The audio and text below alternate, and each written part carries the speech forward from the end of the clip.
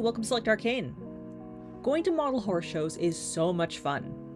Not only do you get to bask in all the pretty ponies, but you also get to meet a lot of cool people from around the world who attend shows, eat food together, buy things, and just generally have a great time. But for your first ever show, you can't just show up with your horses and expect to have fun. There is a lot to do to prepare for your first show. And that's what this video is all about. Going step by step, showing you exactly how to attend your first ever live model horse show. My first ever live show was Toronto Live in 2014. And much like you're probably doing right now, the way I learned how to show my very first time before knowing any hobbyist or anything about the hobby was watching a YouTube video. The hobbyist that changed my life with this video was Glorious Revolution over a decade ago. It was essentially about the ins and outs of going to your first show, and I'll post a link below. A lot of things have changed in my decade of showing, and things vary region to region. So the intention of this video is to kind of give you the overhead view on what to do for your first show, with the understanding that you as the shower have to do some due diligence of your own outside of this video.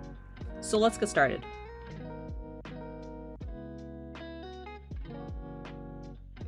First things first, you need to find a show. And I need to preface this that I'm only focusing on North America NAMSA regions because this is what I know, and this is what I have most experience in.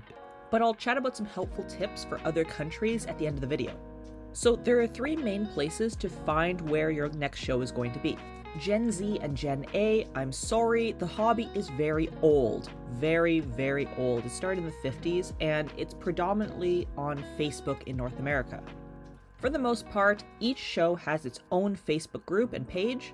Everything from the class list to the schedule to donations, everything is on these pages. The only way to access it is to have a Facebook account. Secondly, each NAMSA region, which we'll talk about in a moment, has its own Facebook page for the most part, where you can ask questions and find out what shows are in your region. Number 2, NAMSA itself. NAMSA is the unofficial governing body of model horse shows. A show does not have to be registered with NAMSA, it doesn't have to follow the directions of, but for the most part, most shows are. NAMSA always has a list of said registered shows on their website, sorted by date, region, and name.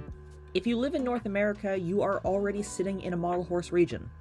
For example, I'm in Canada, which is automatically Region 11. As I mentioned with the Facebook page groups of NAMSA regions, just find out which region you're in, go to Facebook, find the region's Facebook page, and they'll have all the news. Each link on the website usually takes you to the official show page, whether that's a Facebook page or a website, and that's where you can get that show's information. And thirdly, there's Model Horse Go and Show. It's a website created by hobbyist Linda Gillette, I hope I'm pronouncing her name correctly, that allows show and event hosts to upload their listings even if they're not NAMSA qualified. The website also hosts shows from around the world, but outside of North America and the UK, it's pretty sparse usually. So just note from these recommendations, the Facebook pages will have the most up-to-date information. Finding a show is relatively easy, but choosing one is another matter. Not all shows are the same, and each one has a different purpose. For example, if you only collect briars and want to show briars, a resin show will not be for you. That also holds true to show size. As a beginner shower who may have never attended a model horse event before, it's wise to start small, under 30 showers if possible. The purpose of a smaller show is so that you can get feedback. Smaller shows typically have amateur divisions, both for artists and performance. And that's what you want. You want to be able to learn, to grow, to ask questions. And bigger shows will not offer that, or at least very few can. So let's just say that you've found a show in your region that is appropriate for what you want to do. Now what? First, you're going to go through the show package. If a current show package isn't available for the year that you're going to be showing, no worries, just go to last year's because it's going to give you a very good understanding of what is expected from you as the shower. The show package itself is essentially a guideline of what to expect at a show. Using Mischievous Masquerade as an example, it nicely outlines that, for example, this is completely a nut-free show. It gives food guidelines, class list guidelines, and it pretty much sets you up for what to expect when you arrive at the show hall. Location of the show, time of start, cost to enter the show, etc. Mischievous Masquerade is considered a regional show, definitely under 30 people, and you can contrast that against a larger show like Oakland Open. This show definitely has a different kind of show package, much smaller, but it gives similar guidelines like how many horses you can enter.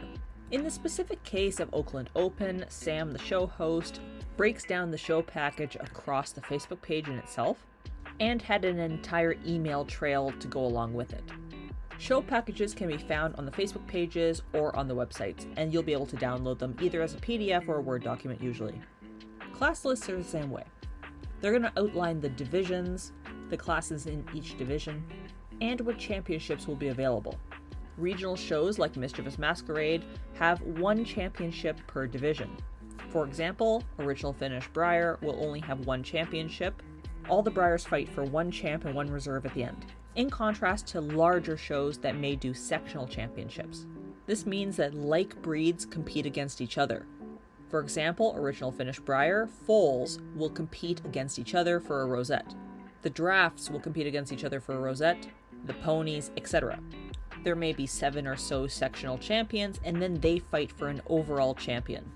If the show you choose to attend is not NAMSA regulated, you may see other classes like more fun classes, or some that traditionally don't make a lot of sense. But if you're attending a NAMSA show, all class lists will be very similar to each other, and may only differ by the sectionals or by the amount of classes.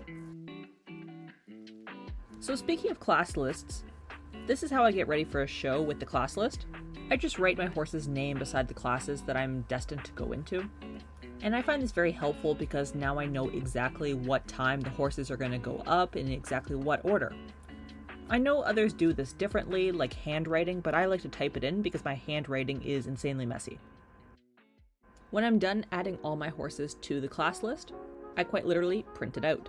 You will require a copy of the class list at the show, otherwise you won't know what's going on, and you can't expect the show to provide you one. Some do, but most don't.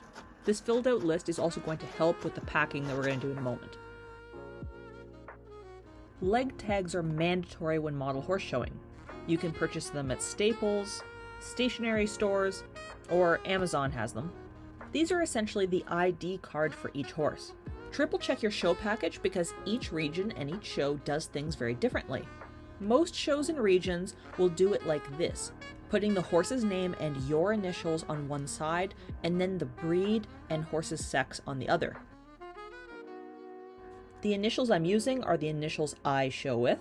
Don't put your full name, don't put some random initials, this is what you're signing up to the show with.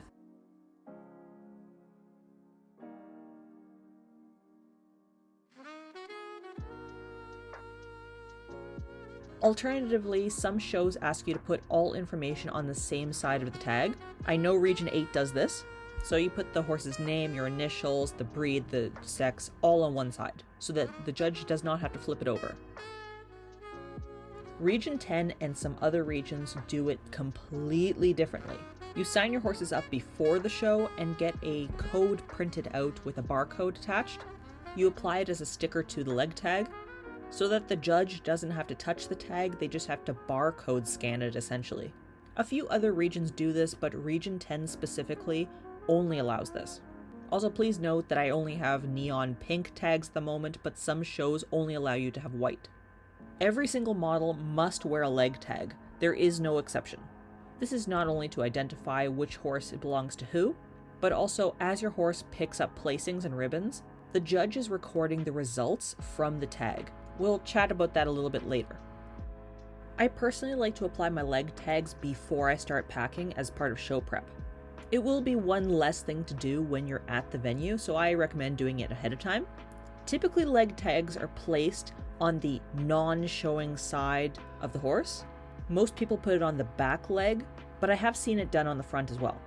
If you have a model or a medallion that simply cannot wear a tag, it's physically impossible, just having the tag placed beside it is good enough.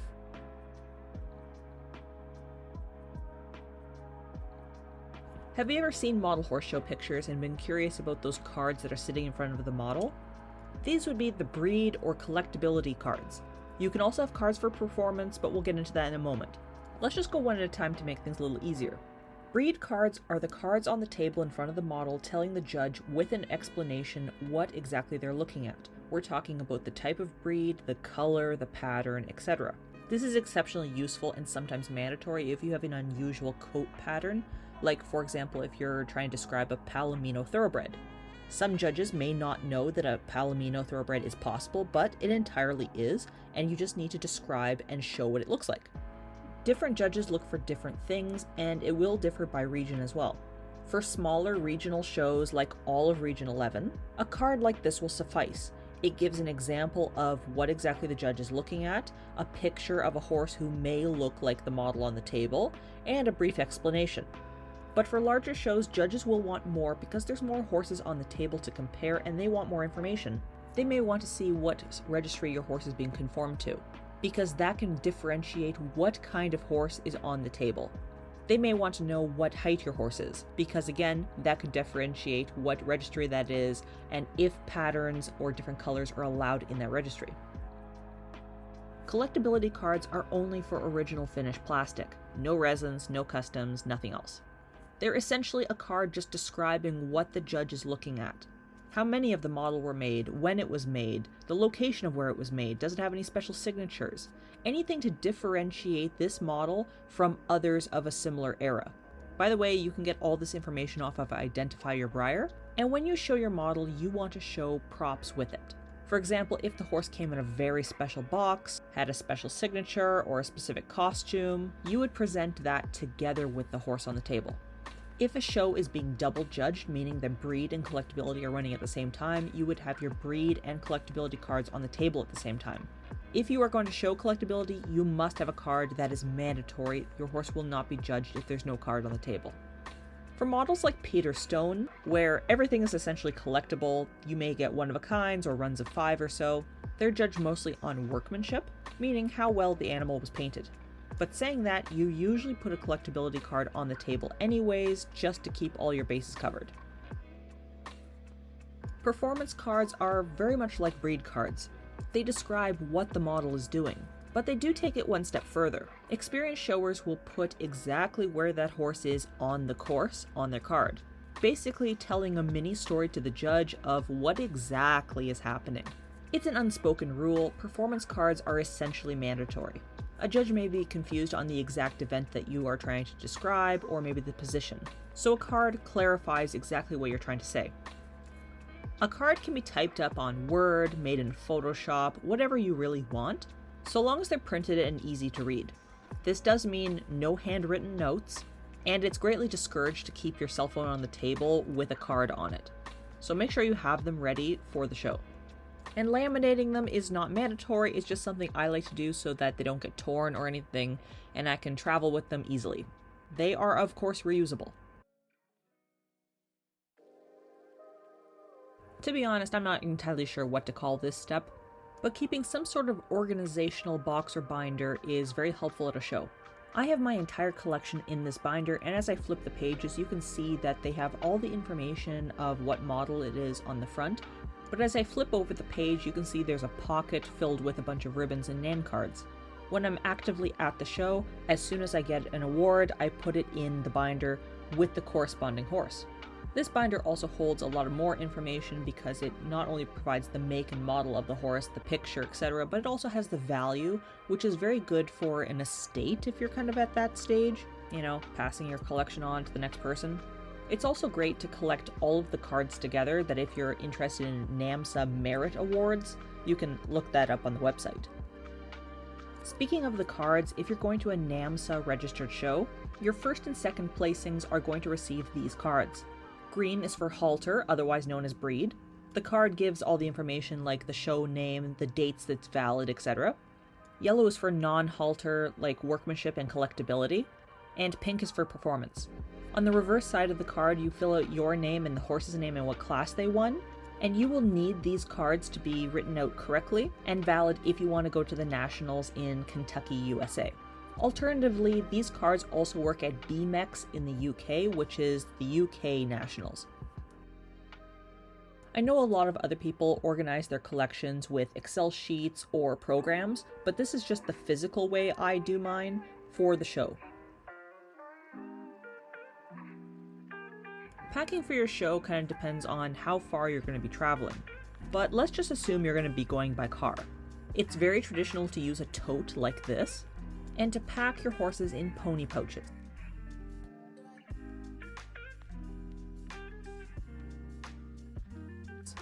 If you don't have pouches, don't worry, soft t-shirts work just as well. Stack them up with heaviest on the bottom and try using some padding in between layers. If you have small micros, I like these tackle boxes. I got these at Michael's. I just use a tissue and wrap them up and then stick them in their own little box.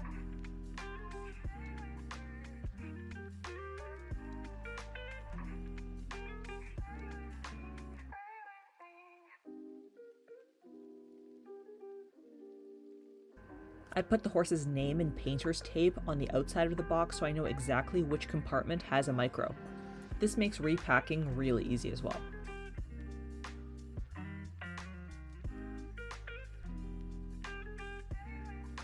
And for very, very fragile horses like chinas or resins, gun or camera cases work wonders. These are also very good to fly with. I pack my camera cases at the bottom underneath all of those horses in the pony pouches, and I'm guaranteed that they're nice and safe. If you're showing micros, it's also very common to bring a small tray with you. That way you can bring up a lot of ponies at once without worrying about dropping them.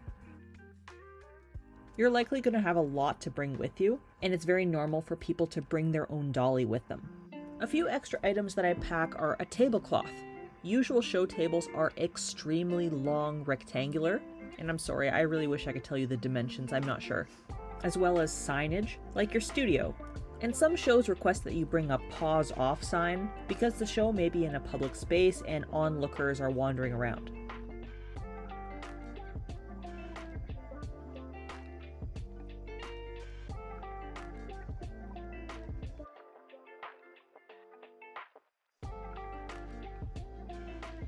Now, what to wear at your first model horse show?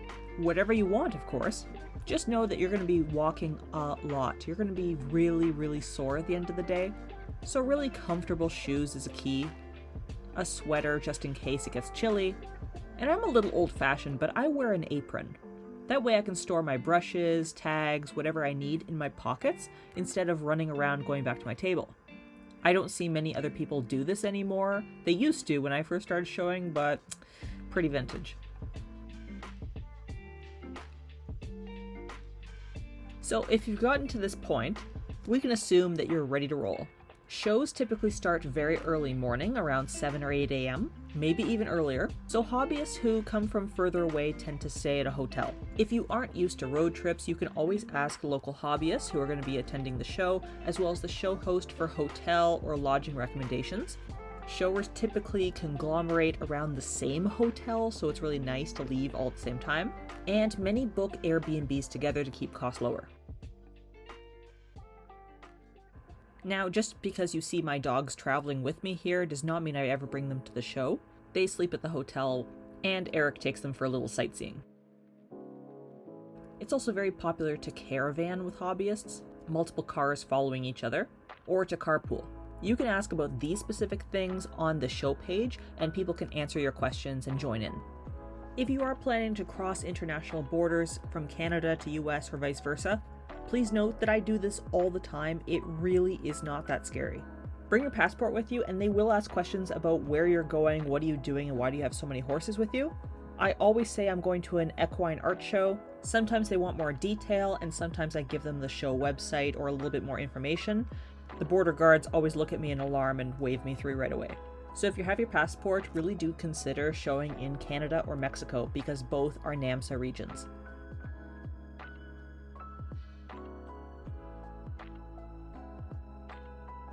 For your first lifetime show, it may feel very daunting the first time you step through those doors. You're going to see table after table after table and a bunch of people scurrying around. But don't worry, it's really not that scary. Depending on the show you're going to, you may have assigned seating already, otherwise you won't. You can put your stuff beside your table and unpack. Try to get to your show as soon as the doors open because that will give you enough time to set up, relax, sign in, etc.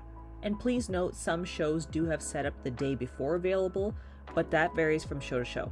After you're all set up, go sign in at the front. This is usually a piece of paper or a clipboard where you just sign your name and initials, and those are the initials that you're going to have on your tags. It's also customary to say hello to the host. They did put a lot of work in for the show. Before the show actually opens though, the host is going to make some announcements.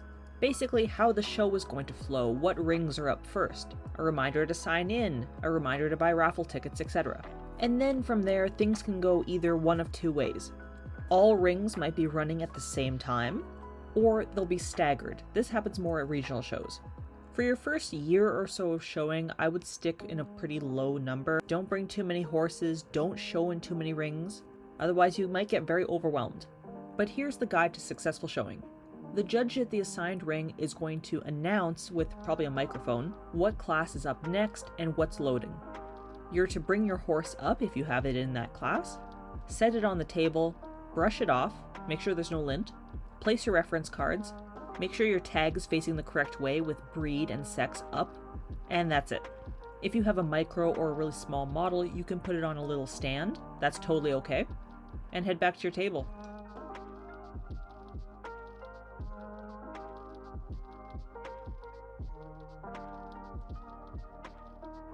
When the judge announces that the class is judged, you can go back and collect your things.